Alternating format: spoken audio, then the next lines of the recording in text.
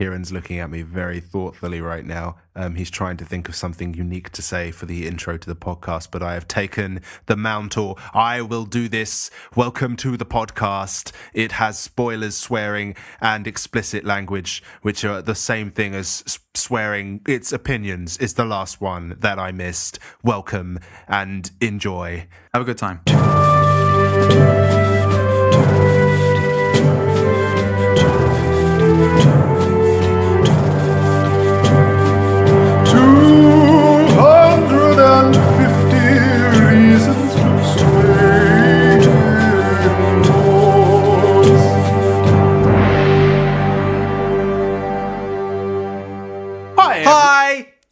Okay, all right, Kieran. Hello, welcome to 250 Reasons to Stay Indoors. My name is Jordan. My name is Keiran. And this is the podcast where we watch the IMDb top 250 films. We say stuff about them. We tell you whether it's worth staying indoors for or not. We save you some time, baby. So Kieran, what film are we watching this week? We are going to be watching My Neighbour Totoro, Otherwise known as... Tonari no Totoro. Yeah. And when did it come out? In 1988. And at the time of recording, what is the rank, please, sir? 132. 132. Okay, getting into those big reams. Reams? Big realms or big dreams? Who's decides? Are made of this. So, what do you think's gonna be in the film? My Jordan. Neighbour Totoro. I mean, it's kind of hard, isn't it? Because if you don't know what a Totoro is, then it's just about a neighbour, maybe potentially called Totoro. I mean, well, no, you would presume that. I haven't seen the film, so I don't know what a Totoro is. Okay. My Neighbour Totoro, I mean, I hate to be boring, but it's probably about his neighbour or her neighbour. Because it could be him or her. You know. 2018, Kieran, come on. I mean, it could have been him or her or any other year. It could have. So right, I think exactly. I won. That's a very 2018 I think I won that. That's well, I one didn't know nil to we me. were keeping score. Well, I think the world keeps score, Jordan. Wow, okay. Yeah. I reckon it's going to be about a similar thing. But the thing I have beef with already... Okay, yeah, but haven't even watched the film yet, but let's go. ...is that they spell neighbour just O-R and not O-U-R. Is that like the American spelling, though? It's the American spelling. Okay. And I know that it's... But it's not even an English film, so why would you be upset about how they spell an English word? I just have judgments about what the film's going to be like already. Okay, all right. Have you watched any Studio Ghibli films before? Not deliberately. I think I've seen a little bit of something at some point. I remember very distinctly there was a film where there were these kids that were like walking down a river, and at one point they crossed the river and they had like classic... Sounds like a thrilling film. Classic pointy hat vibe. And the shoes that they had, they were kind of these wooden clogs, but they weren't clogs. They got like the little stick bits underneath, so they're on like platformed. They're kind of like bricks underneath their feet. I didn't really get it. And all I remember about this film was seeing a bunch of stuff in a language that I didn't understand. Yeah. And seeing bricks under people's feet whilst they were jumping from rock to rock on a river. It just looked really, really unsafe. Have you ever watched any like anime or anything like that? No, I mean, I've got limited time for anime. People have told me to give some time into it. But because the anime that I'm thinking of is like when people do the really big fight scenes and stuff. Uh-huh. But I have been recently informed by some friends of mine that Studio Ghibli is the ish. It is most certainly the ish. And apparently this is a Studio Ghibli film. It is, yes. Yeah, and because I told this friend about it, I was like, I'm going to be watching this film soon. It's called, I couldn't remember the name at the time, but I just saw the picture from the IMDb page, and it just looked like a person next to a fat panda. Which I'm looking at the picture now, and it looks more like a penguin than a fat panda. Can you see that? More like a penguin. Yeah, it does. But that's an even bigger fat penguin than just a fat panda. In any case, I still don't know what's going on. I don't want to read the bio or the synopsis. No. So I reckon you're really going to like it. I like Studio Ghibli films a lot, and I think you'll like them a lot. Is it cute? They usually are quite cute. Yeah. They're usually quite nice. They can be a little bit like weird as well. But yeah, no, generally quite good. Okay, that's nice. Cool. Okay, so I'm looking forward to it. I'm looking forward to it. Let's go watch it.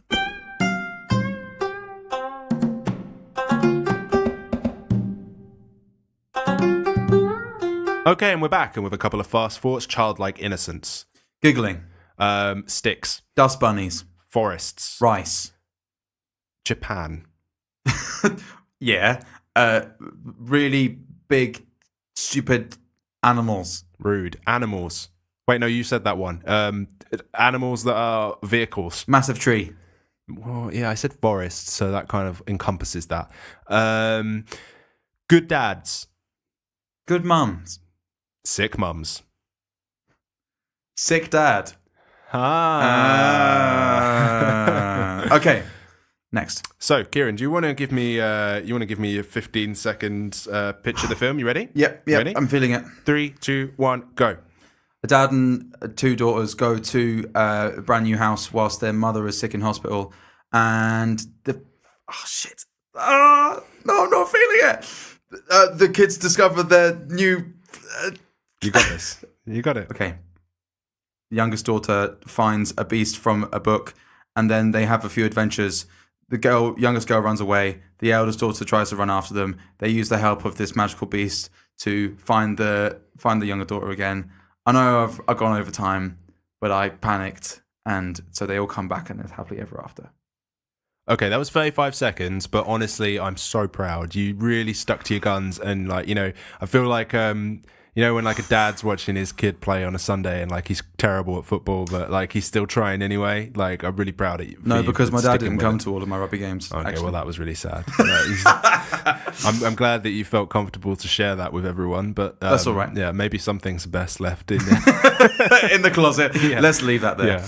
So let's go for a synopsis. But first of all, I just want to clarify with you: did you watch this subbed or did you watch it dubbed?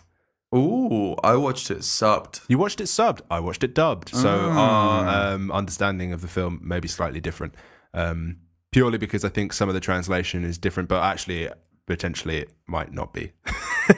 Yeah, I mean, I don't really think it's that big a deal. So no. I think we should just go straight into it. Oh yeah, no, I think it's interesting to see how you react to the film differently. It would be funny if it was like there was like a character name that was completely different. Yeah. Or if there was, I don't know how the actual context of the film. I don't know, the dad's called John in the like dub, but in the Japanese subtitles, Captain Big Dick or something. I don't know. So instead of the two daughters calling him dad, they call him Captain Big Dick. Yeah. Okay, well that would be a pretty crazy turn of events. But spoiler alert, that didn't happen. No, it didn't. So let's give like a quick synopsis of the film, without like that's actually like coherent and not the 35 seconds of jabber that you just did. So I'm joking. The family kind of move into this new house, yeah. Mm-hmm. And immediately, so there's the dad and the two daughters, Mei and is it Sasuke or Sasuke? I can't remember how it's pronounced. It is. It's like it's spelled like Satsuki, but I'm not sure. It sounds Satsuki. Yeah, I'm not sure. They pronounce it kind of different. Sasuke. I'm not sure. I've watched too much anime now to understand. I want to say Satsuki. Yeah, I think it's Satsuki. We'll go with Satsuki. It's probably wrong. Your hate if it's wrong. We don't care. So they move into this new house, and they immediately see like these little dust bunny things, don't they? Mm-hmm. And there's like an old lady that they call Granny who comes around and tells them, "Oh, you see the little soot gremlins or something like that, isn't it?" They are the soot spreaders.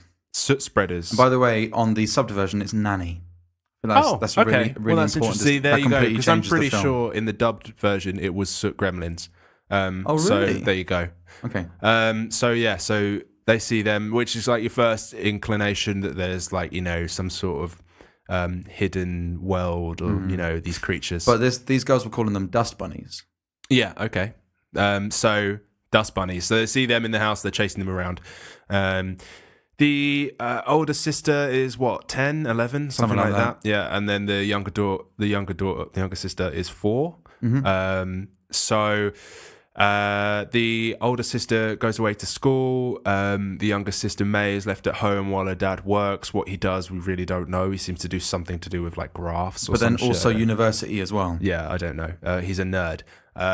So she's Or maybe like he's just really studious and wants to pursue an academic lifestyle. nerd. So he's he's doing that, not paying enough attention to his child who's wandering around in an area they've just moved in. He doesn't know if it's safe.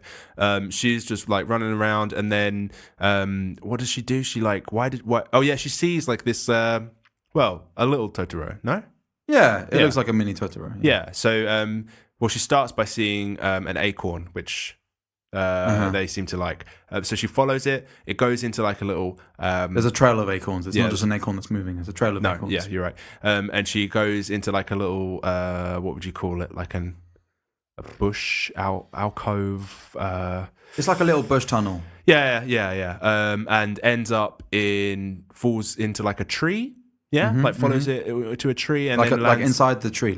Imagine the tree trunk was hollow. Yeah, and then lands inside the tree and on top of like a big Totoro, which is where we first get introduced to the concept of the Totoro and this creature. Totoro looks like a cross between a panda and a bunny rabbit. Yes, walks on two legs with human teeth, but really, really big. Yeah, really loud, really loud. So she's like amazed by this thing. It shouts at her and like is like, which is why she thinks it's called Totoro. And she's like, yeah, it's very cute. She comes back home and meets with the daughter, the sister, and she's going on about this Totoro. Fast forward, what do? She goes with her to school. I think we can skip that bit because there's a point where the two daughters are waiting for their dad at the bus stop. Yeah, okay, you can skip to that bit. Yeah, so like they go through a couple of days, and then it comes to a point where they're at home and they're waiting for the dad at the bus stop. And instead of the bus coming, the bus does come and their dad's not on it. They're just waiting. Time goes on, and then another bus comes, but it turns out to not be a bus. It's actually a cat bus with like 20 legs. Yeah, and it's just kind of weird. Really trippy. Really so weird. It's got the face of like the Cheshire Cat from Alice in Wonderland, but it's got the legs of like the amount of legs of a centipede or something like that. Yeah, and like the door, it doesn't have a door. It just sort of like its skin moves. It's gross. It's kind of gross, but it's all furry and everything. Yeah. So anyway, the Totoro gets on. Yeah. And then just kind of pisses off somewhere. Yeah. Slightly before that, it's raining at this point, and the Totoro just appears next to them, and it's got like a leaf on its head. It's really cute. It's just dripping on its face. It's like staring vacantly into the distance. And she passes it her spare umbrella. Satsuki passes the Totoro a spare umbrella, and he's like fucking loving this umbrella. It's like, it's just like in the tree when you've got like an umbrella and then a tree or something drops on top of it and it makes a louder noise than the rest of the rain, and he's just like loving it. So then he jumps and like makes loads of noise and stuff. Loves this gift that she's just given him, and then gets on the bus. Yeah, and the cat bus drives off into the distance. Then the dad comes. They all go home. It's a normal day, and they're like, "We both saw Totoro. It was amazing." Yeah, and these kids are like just amazed by this idea. They try and find it, and they can't find it again, can they? No. Yeah, I think I can't remember if that happens before or after, but they have this whole really nice scene where the dad's like really encouraging of it, and it's like, well, we'll go and it's the spirits of the forest. We'll go and pay them our respects, and they go up and they say thank you for looking after. You've kind of jumbled about where that scene happens. Okay, yeah, I feel like I have, but I think we can jump to the most important part of the whole film. Okay, go ahead. So, at one point, we haven't really established yet that, apart from in my 35-second roundup, the mother is in hospital. Yes. And is ill. Yes. And previously, the mother and the dad and the two daughters have gone to visit the mother in hospital. Yeah. And so the three of them are really excited that the mum's going to come in a few days and they're going to chill out and we're going to see each other again and all of this. But the eldest daughter gets a telegram saying to contact the hospital as soon as possible. Yeah. And so they end up running to someone else's house to use a telephone to call the dad so that the dad can call the hospital. Yeah. And long story short, the eldest daughter ends up telling the youngest daughter, because the youngest daughter wasn't able to hear the information from the dad. The eldest daughter tells the youngest daughter mum's not coming home as soon as we want. Yeah. And the May doesn't know how to control her anger and her frustration, and she's just being a bit. Yeah, she doesn't understand. Yeah. She just doesn't understand what's going on, and she's like, it's not fair, it's not fair. Yeah, and she's just screaming like no and all of that stuff. But then Satsuki kind of blows out and says, "Do you want mum to die or something?" Because she understands that mum still needs to be in hospital, but then she kind of lashes out with that really horrible statement.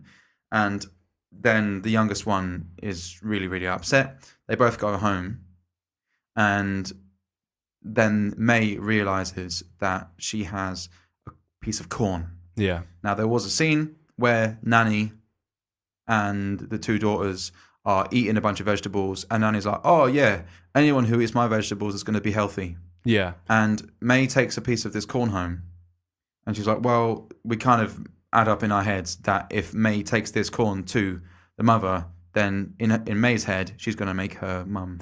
Well, that's interesting because in the version that I watched, the granny pretty much just straight up says that. She says, "Well, yeah, she does say that." The kids are like, "Well, will these vegetables make mum healthy?" And she says, "Yes, if mum eats these vegetables, she will be healthy." Yeah. I mean, yeah. You say that to a 4-year-old, like, why would the 4-year-old not believe you? Exactly. So May runs away. Yeah. To do like a 3-hour at least journey to the hospital. But no one can find her. No. And Satsuki is running all over the place trying to find her sister. She ends up calling for help from Totoro. Yes. And Totoro goes to the top of this really, really tall tree and calls on the magic cat bus. Yeah. And on the front of the magic cat bus, it says May. Yeah. And so they end up finding May. And it's all very emotional, and May's very sorry, and all of this. Mm-hmm. They go to the hospital. The dad is with the mum in the hospital, and they leave the corn for the mum in the hospital, and they all live happily ever after. Yeah, wonderful. It's a beautiful film. Yeah, I think so. Yeah, but I have a few beefs. Well, then hit me with your beefs. Here we go. My main beef is right at the start of the film. Yeah. Right at the start, before we even see any like story or plot line or anything or any scenes, there is a full 3-minute song. Did you have that on your version? You didn't like that? It was wonderful. I hated that. It was so irritating. Come on. No. It wasn't nice. It was like some super twee song, and and I had it was it all in English? Yeah, it was for me. Yeah. Okay, because it was all in Japanese, and the translation of the lyrics were really, really bad. Okay, yeah. And so maybe the English song is exactly the same. Are you singing it in your Jordan's moving around? I'm just like kind of jigging bopping. around. It's Studio Ghibli, man. It's just like it's fun, childlike enjoyment. Like, No. I literally my first note on this is music in the intro. How fun. Well, my first note is, what the fuck is this shit? Oh, wow. Well, that's too... because I was just not having it. I'm really surprised. And I was like, come on, what? That was my next note. I'm really, really surprised. When I was a kid and I was going on holiday in France and that, I guess my sister and I were really restless because my bonne-maman, my French gran, would get out these... Okay, we get it, Kieran, you're French. All right. But she would get out these DVDs or like some, I don't know, like VCRs or whatever, of Tom Sawyer. Do you know Tom Sawyer? Tom Sawyer, the incredibly popular Rush song, yeah? No, I don't actually know that song. It's kind of... I don't know how I've missed the boat on Rush, but I totally... totally missed it. Obviously, we're dragging. Well, it would rush past me, didn't it? Hey! But in any case, Tom Sawyer was this, I don't know, some kind of American cartoon, which is very much in the same style as Studio Ghibli in terms of the way it looks. Okay, I don't think I've seen it, no. So it looks like visually, it looks similar. Okay, like the hand drawn sort of style. Yeah, and the way that people run as well. Okay. Yeah. So it's kind of like late 80s kind of vibe. Anyway, so that's one note that I had about it. But my beef with it was just like, I just can't deal with the amount of giggling that there was in the first 10 minutes of the film. Was just couldn't deal with it. It was just so too twee and too like, I just it was just too nice. It was too much. Yeah, our experiences of this are completely opposite. But wait, because it was all too much. But then when it was really obvious that this was a fantasy world, because I thought that this was supposed to be real life, like they were actually trying to portray real life. Okay. But it was just some kind of like slightly exaggerated. Okay. But it was when I realized that actually this is more to do with childhood innocence and childhood imagination than it is to do with portraying a real world. That's when I really got really got into it. And then I saw how adorable Totoro is. And I was like, yes, I'm on board now. That's the point. I guess maybe, I've seen a lot of Studio Ghibli films before, so I knew what to expect coming into it. Like, I've some of my notes are just, like, at one point they're just like, May, a bridge, where? And it's just like that childlike wonder. I remember I was watching it with my girlfriend, and I was just like, I just want to be a kid again. Like, it's like Jordan. It makes you just like, it's that level of like, I don't know, like just like carefreeness and like everything is amazing and interesting. You know, there's like so much color in the world, and I think like they just in general, like Studio Ghibli films really like they're all so colorful and like visually pleasing to look at. It feels warm and like it's a nice place to be. Yeah, I agree. But I have another beef though. Okay. Satsuki is always so loud. She's so incredibly loud all the time.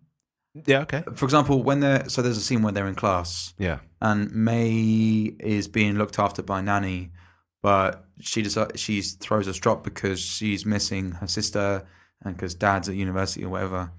So May comes to school with Nanny, and essentially May ends up staying in school, sitting right next to Satsuki.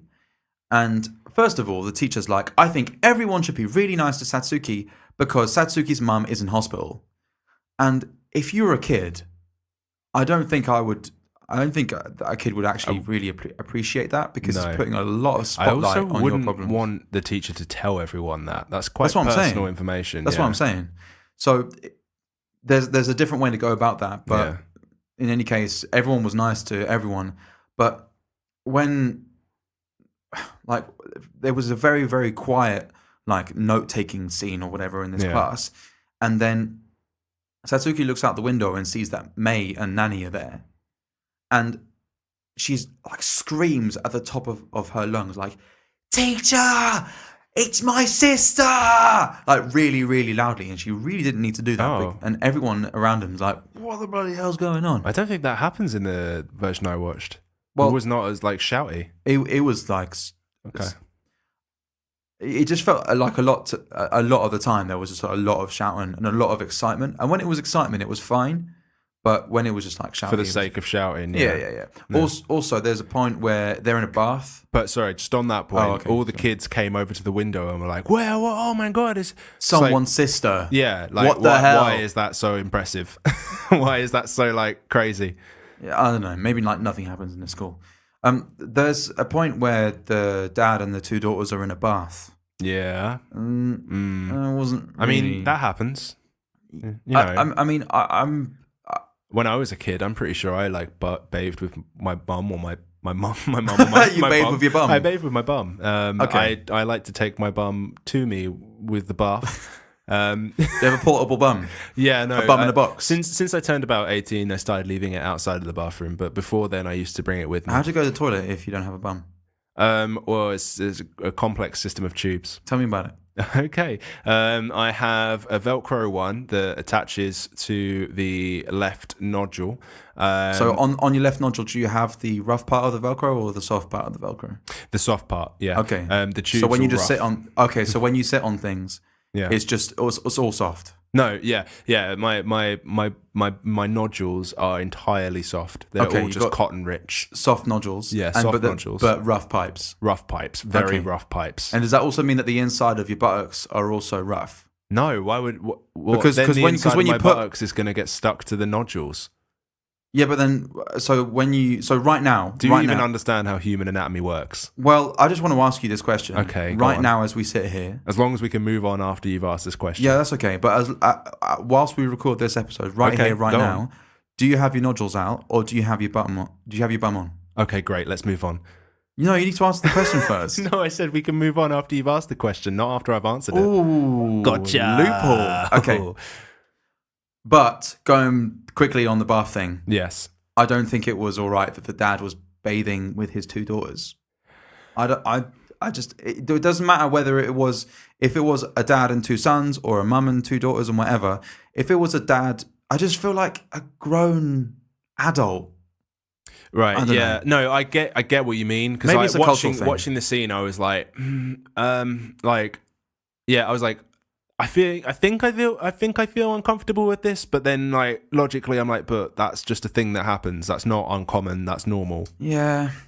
It's just like that's their dad. That's just like that's just maybe, and also you got to think it's a cultural thing as well. Could be different. Yeah, we know for a fact that generally, well, I'm not sure. I can speak for China.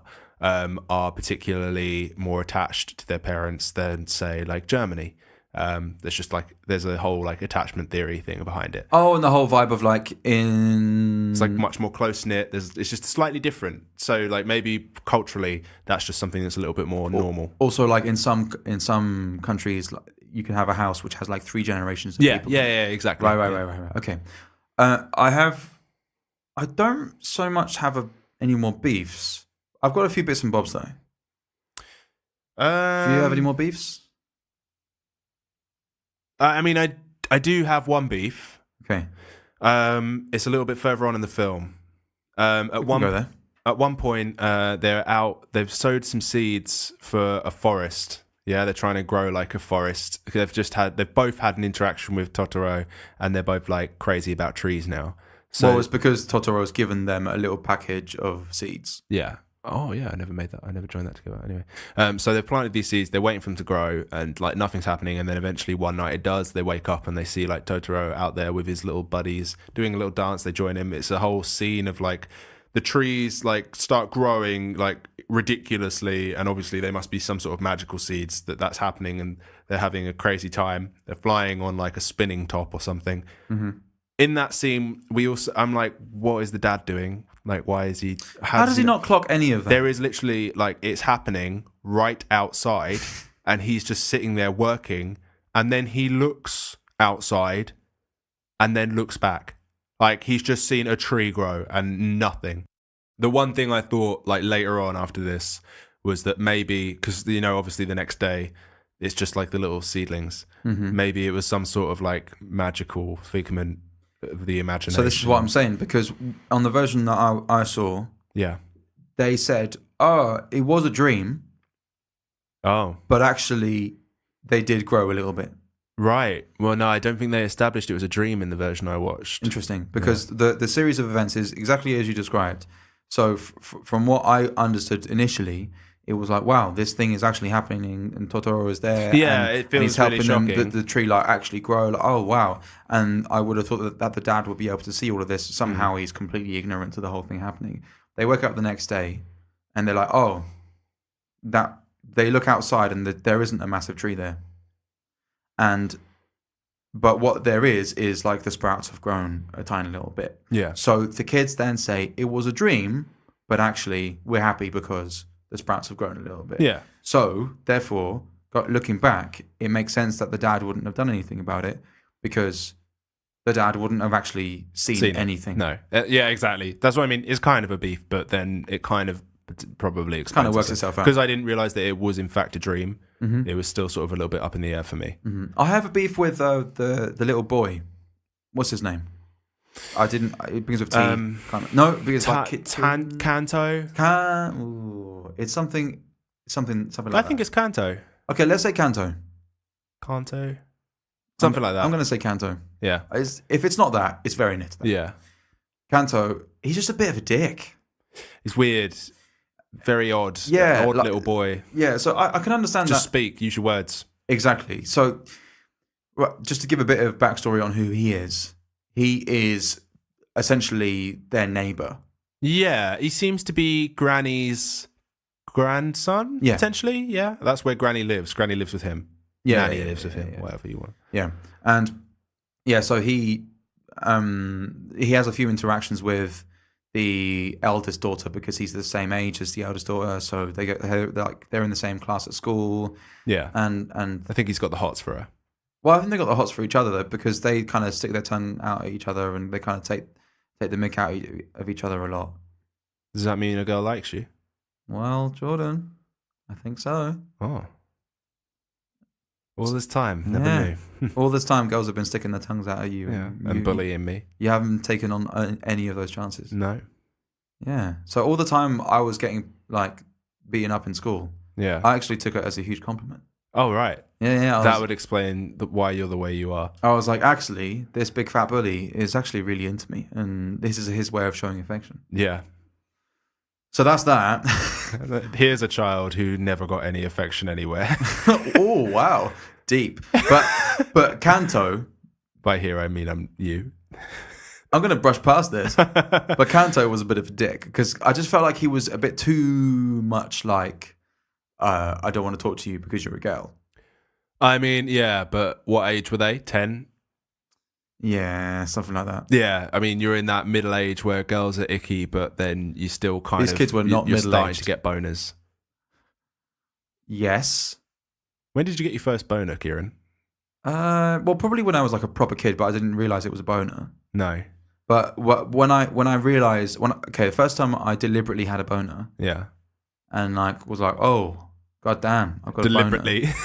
a boner. It was probably, I don't know, I was like, it's probably like 10 and a half, maybe 11. Yeah. I remember. Do you remember who it was? Who gave you your first boner? Someone handed me a boner on a plate and was like, here it is. Stick this on. Here you go, kid. Your first boner. Oh, thanks. I still got that, you know. I still got that first boner. Mine's in the original wrapping. Mine's in the box under my bed.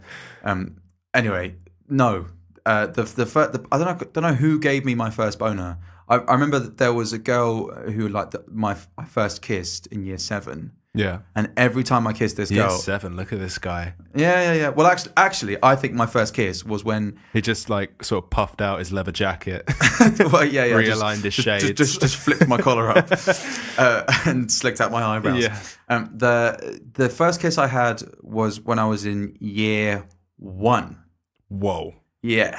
What? Look at the skills on this guy. Right. He ain't messing. And there was this girl in my year who apparently fancied me, and I apparently fancied this girl. Yeah. And there were 2 girls who were kind of gossiping around us, and they were like, kiss each other. And I was like, no, I'm not going to do it here. Like in that deep voice as well. No, I'm not going to do it here. My name is Keiran. I ain't kissing no girls. Yeah. In public. So Except my mom. So we went to the toilet, and Classy. This girl was a lot taller than me, Yeah. and I think I was like average height, but this girl was like tall. Yeah. So I stood on the toilet and kind of bent down a little bit. So, and then at that point we were at the same height, and we did a little peck on the lips, and that was my first kiss. Oh, wonderful. How magical. But my first like proper kiss was at the bottom of the music department stairs in my school. And that's what sowed the seed for a love of music. Exactly. And that was in year 7. And I'm not going to say the girl's name, but every time I kissed that girl, and every time I kissed a girl for like the next, I'm going to say the next 2 years at least, every time I kissed a girl, I got a boner. Every single time. Like almost like every time I hugged a girl, I'd get a boner, because all I could think about was just like, oh my god, I'm having some female contact, and I would just be consumed by the thought of boning someone.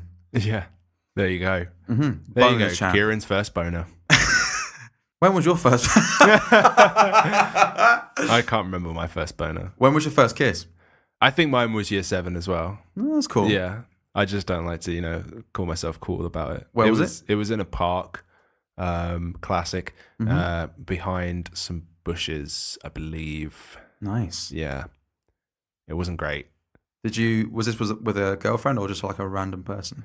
Or like a random girl? She was like a girlfriend, but it was like 2 weeks. Oh, okay. Yeah, that sort of thing. This girl that I had this first kiss with, we went out for like, I don't know, maybe like a solid 3 months or something. Oh, wow. Which in year 7 is like. Yeah, I don't think I had a 3-month relationship until I was in like year 8, 9, I think. That's fair enough.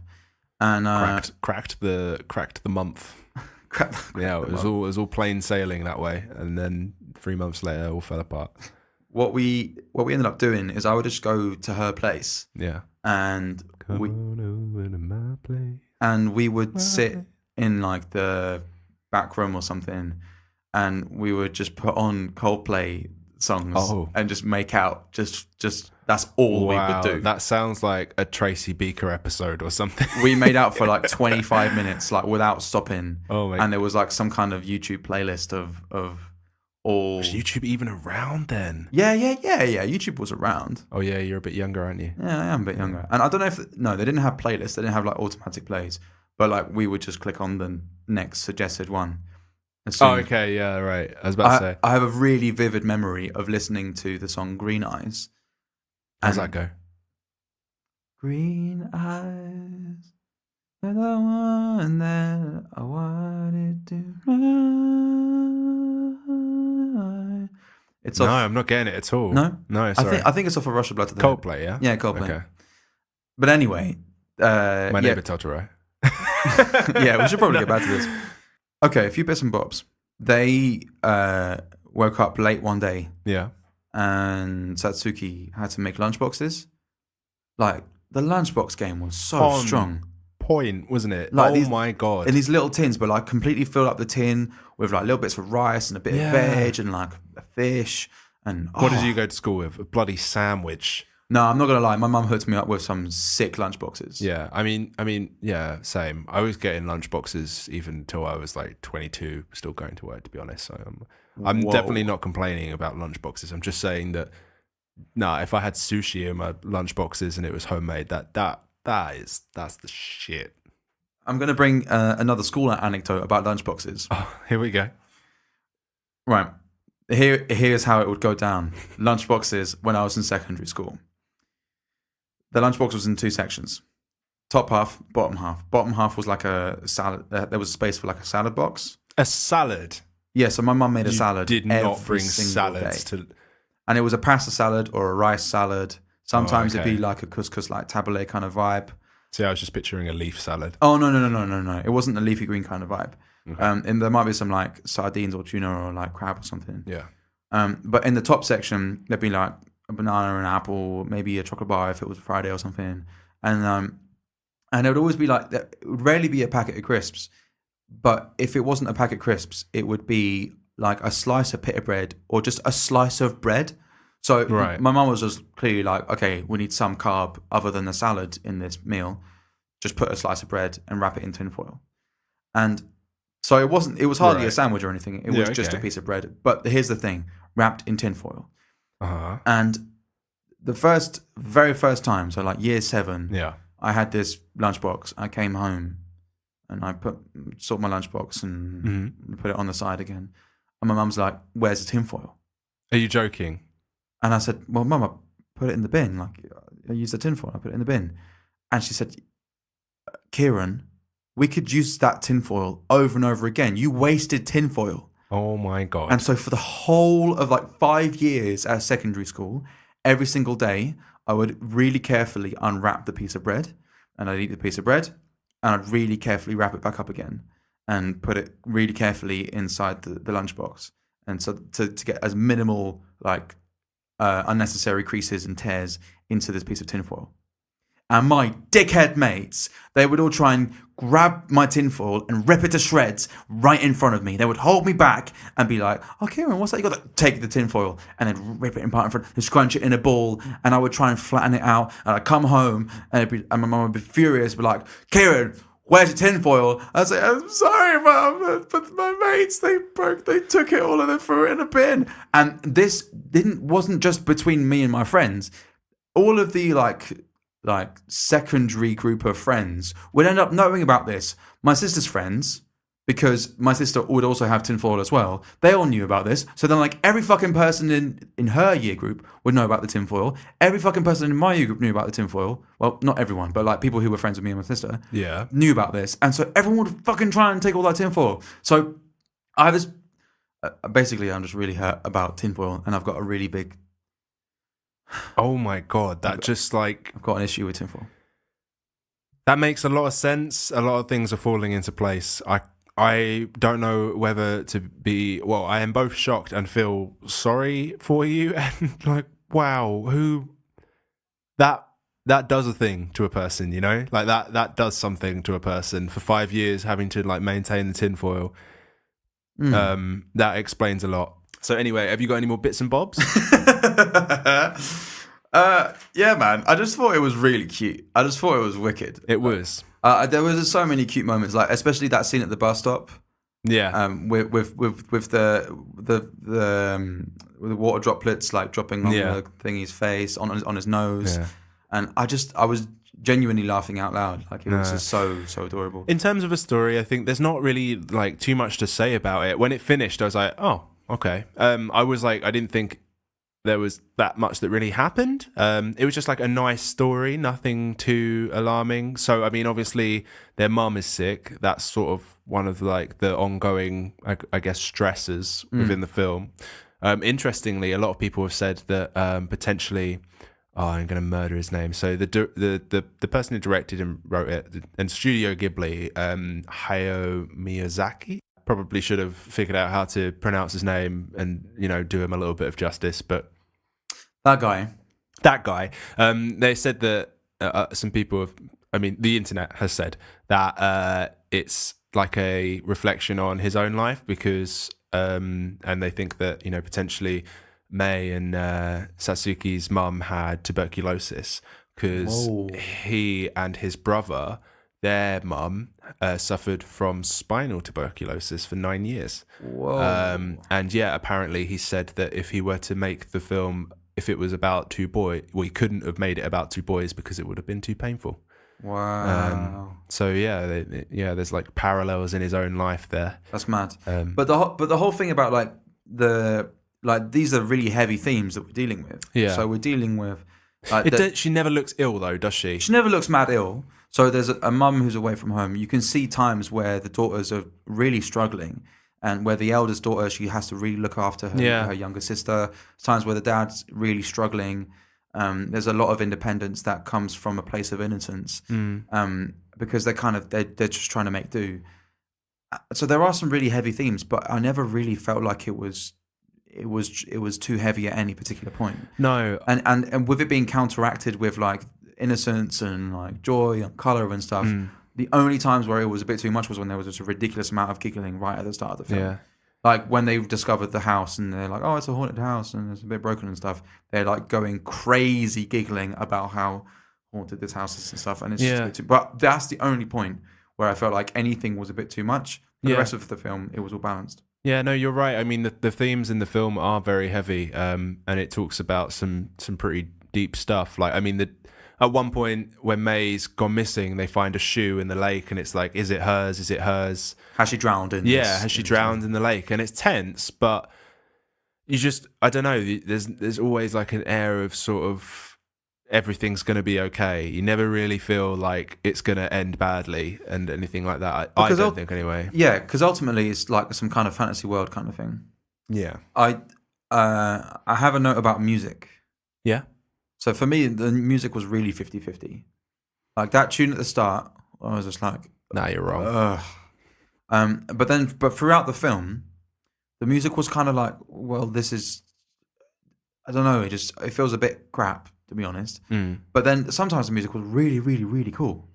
And I have a particular note that in the first scene, so after we have that, in my personal opinion, terrible song at the start of the film, go to the first scene and they're going to the house and everything. And whilst they're discovering the house, there's this music that comes in. And there's a podcast, one of my favorite podcasts is one called 99% Invisible. Really, really awesome. Yeah, I think you've mentioned it before. Yeah, to you, but not to the listeners. No, I think you have mentioned it before. Okay, well, this podcast, which is fine. It's really, really awesome. Check it out if you are a human and like stories and really cool things. Yeah. That's basically it. It's not about stories. It's about design and architecture, but it's really, really well made. Anyway, they have music in the background of what they're saying a lot of the time. Yeah. And it's very much like plom, bling, plom, bling, plom, bling, plom, boom, boom, boom.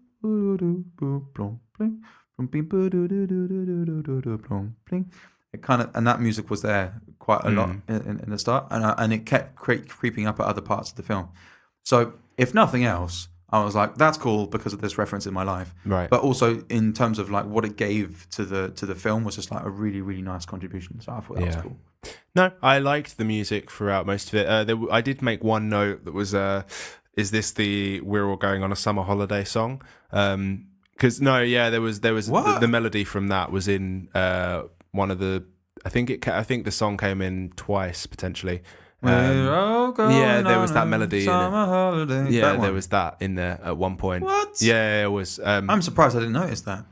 Yeah, I'm surprised that you're saying what. I would have thought you would have picked up on that as well. Huh. It was just like that was the only bit that was in it. It was like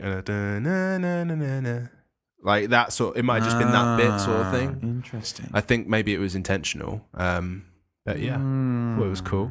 Okay. So if you could bring someone into the film, Keiran, who would you bring?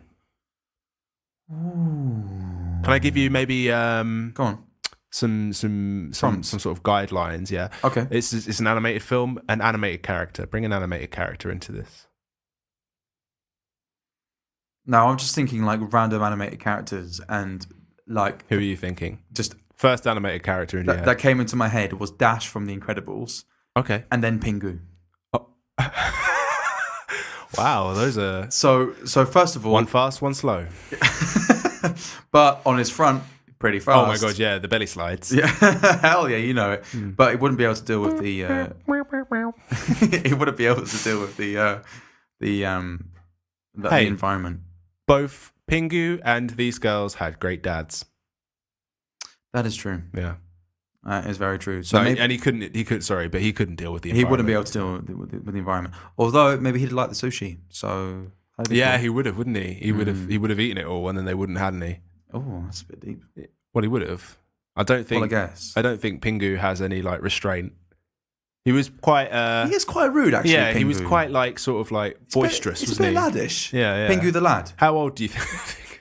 I reckon Pingu was about 14. 40. Yeah. Quite an unruly teenager. Doesn't really care. Yeah. He's just really, really shouty, like all the time. Yeah, pretty much. If you were to bring an animated character in, who would you bring in? An animated character. Can't think of any, to be honest with you. Not a single one. No, I kept on thinking Buzz Lightyear, but I think that's just because I'm looking at you. I mean, when people look at me, they do think of Buzz Lightyear. Yeah. So. Oh my god, why can't I'm thinking like Winnie the Pooh or someone, you know, like from that to live in the forest along with Totoro. Just kind of wandering in the background. Yeah, it'd be cool, wouldn't it? It'd be really nice cool. if actually like that forest was linked onto Sherwood Forest and like all of Winnie the Pooh and his guys are living over there. Dude, do you reckon Christopher Robin and Satsuki are like the same age? Yeah, maybe it's all.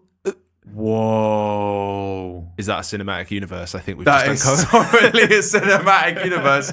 The Winnie the Pooh and whole of Studio Ghibli universe. Yeah. Oh. Yeah. Okay. Oh my god. Okay, well, let's pitch this to whoever is now the head of Studio Ghibli. Cool. All right. If you were someone in the film, who would you be? I would be the dad and I would just keep on being awesome. He was such a good dad. Yeah. Like serious dad game. Yeah. I was just like, man, good dad. Good dad. Yeah, no, who would you be? I'd probably be there were two characters that I hated in this film. Okay. Because, right, so there's this point where Satsuki is running after Mei. She's trying to find her. Yeah. And so she's running, and there's this car that comes towards her. And so she gets right in front of the car, and she's like waving her hands around, and then this car stops. This car brakes because obviously. Yeah. It's Oh gonna yeah, run over. those two guys. And then so there's this guy who's driving the car, and there's this woman who's in the back, and this guy says like, "What the hell are you doing, you jerk?" Yeah. And uses the word jerk that came up in the translation. I don't know what Right. came up. But she said, have you seen my sister? She's 4 years old. She's really small. She's going towards a hospital. And they said, the woman and him both said, we just came from the hospital. No, we didn't see anyone. Where have you come from? And then she said the name of the town or the village, or I can't remember the name of the village. And they're like, oh, wow, from that far away. Oh, good luck. And then just drive off. What the hell? That's so mean.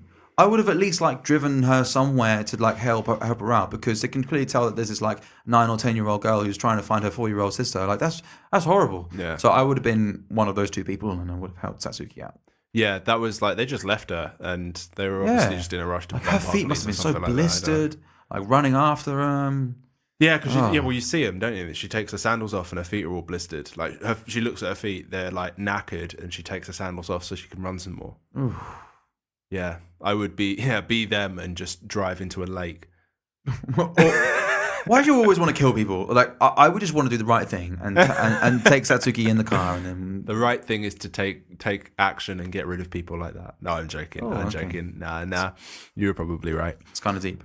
When I was first watching the film, I was thinking, God, I'm just gonna hate this the whole way through. Like I'm really not gonna enjoy this. I had two different friends. One who was like, "You're gonna fucking love it. I love Studio Ghibli. You're gonna love Studio Ghibli." Well, there was you, but then there was also this other friend, the person who shout out to Marissa, who told me where I could find the shout out the one to the subbed version.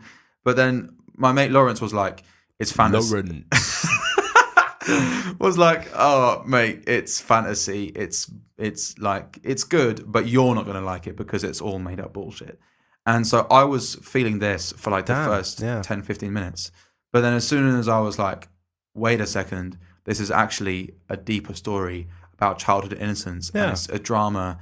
And it's actually like really, really connecting with It's not meaningless. Oh, no, it's huge. Exactly. It's packed of meaning. Yeah. So I would say like you go there for the cuteness and you stay for the drama. Yeah. So are you staying indoors? Yeah. So officially to go to this segment, I would stay indoors to watch this film. Yeah. I'm pretty sure you would as well. I would, yeah. I watched it on a Sunday night in bed just before, like last thing. Nicest thing. Like there's some drama, but like, you're in safe hands. It's colourful, it's warm, it's nice. Like, we've watched a couple of films so far that have been pretty heavy and tense. This was just like, it's just nice every now and it's like a breath of fresh air, just a nice like, I can just sit here and just watch it. So yeah, stay indoors for this one. Exactly. And I would recommend watching the Japanese one with English subtitles. Yeah, I would usually go for that. The fact that it was a Sunday and I was tired, I was like, I can't be bothered. Don't want to read. To be honest, I don't want to read. I want to just be told. No. Yeah, usually I would go for sub, but I mean, it's personal preference, guys. I had a good time watching the dub. You had a good time watching the sub. Everyone just watch the film. Just watch the film. Just good watching. Just good watching. Talking of watching, what are we watching next week? What are we watching next week? Pretty sure we're watching Platoon. That's the one. Next week. Next week. That is from, I'm going to say, 1986. I think you're right, 1986. That is indeed correct. So really, probably a change of pace. I think a change of pace, just because of the word platoon. I'm pretty sure it's going to be like army based. Yeah, you would think, wouldn't you? And obviously, I haven't seen this film. Have you seen this film? I haven't seen this film, no. Cool. So, all right. Well, I guess watch that film, and then you'll be on the same page as us next week. What was that? Is that supposed to be a little dance thing that no one can see except me? Is that just for me? That was just for you, Jordan. For my eyes only? For your eyes only. Okay, all right, chill only out. For you. Okay, all right, thanks, Kieran. See what no one else can see. Yeah. Okay, we don't have the rights to that song. Yeah, no, me neither. Okay, bye. See you next week. Bye.